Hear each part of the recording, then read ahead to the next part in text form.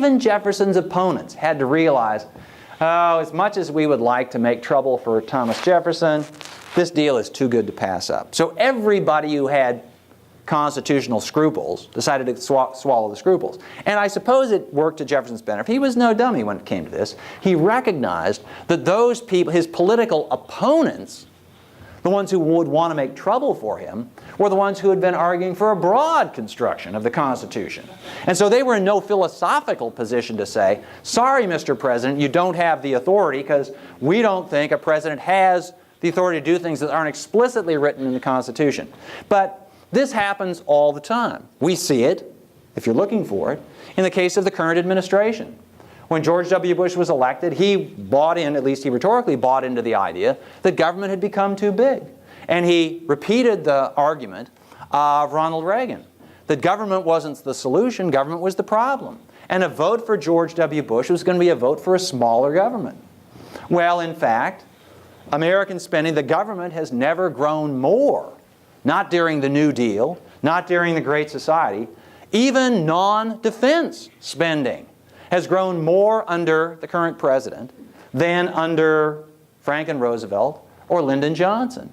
And President Bush's supporters have tried to justify this on grounds of something that, until the last 4 or 5 years, would have been thought to be an utter contradiction in terms, a downright oxymoron.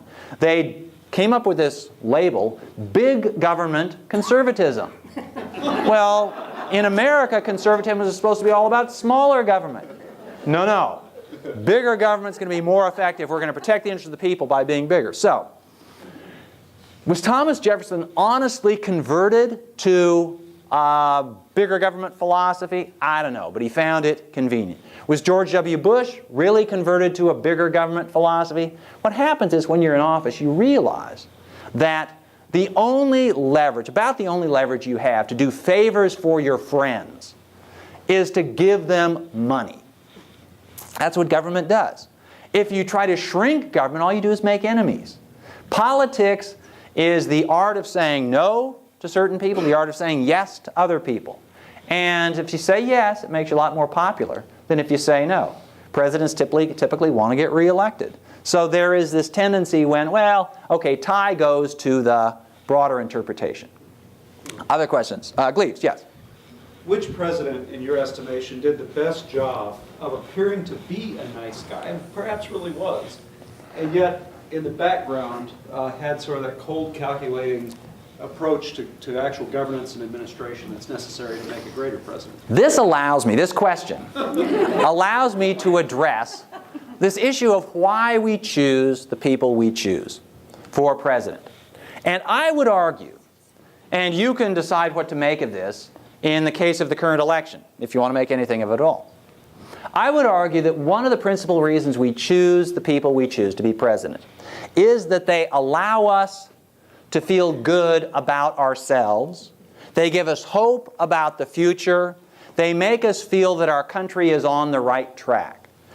Do not underestimate the importance of this ability to make this emotional connection, to make people feel as though this is a worthy enterprise we're all engaged in. And it also is something that rewards those people who are able to make us feel that we're all in this together, because, you know, we all want to feel as though we're part of this bigger thing. We don't like the idea that the country is polarized, that we're bickering with the neighbors across the street. We want to feel good about ourselves. We want to feel good about the country. And the candidate who can do that, who can make you feel good, is the candidate who is nearly unbeatable. Probably the best example of someone who was able to do that recently, and to succeed in it, was Ronald Reagan. Ronald Reagan was elected president after Vietnam, after Watergate, after the stagflation of the 1970s. And what did Reagan campaign on? On making it morning in America again. Making Americans stand tall. Making Americans proud of their country.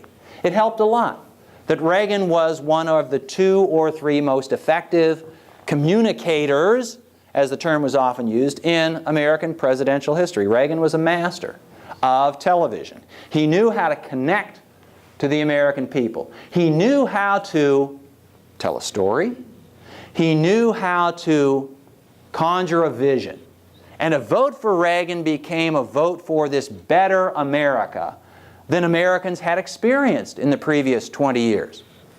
Now, in a later lecture that is subtitled something like Sincerity. Once you learn how to fake it, you've got it made. And the point of that lecture is going to be that the presidency is infused with what you could call performance art. And those people who succeed as president are able to perform a particular role. It doesn't mean that they're necessarily insincere. They can believe everything that they say, but they have to put it across. They have to sell the role. If you can do that, you can succeed. Now, very oftentimes, the people who are the best actors are not necessarily the people who are best friends. In fact, one of the points I was going to make about how we choose our candidates is that oftentimes it seems as though, I won't say everybody by any means, they're the sort of hard-eyed realist types, but there are a lot of voters who choose people as though they're choose candidates as though they're choosing their best friend. They like this person. They like the way this person makes them feel. They would want to spend time with this person. Well, that's fine for getting elected president. But actually being president is a different matter. When you're going to be president, you have to know when to throw the John Eatons of your administration overboard. If you're Harry Truman, you have to know when to get rid of Dean Acheson. You have to know when to rise above principle.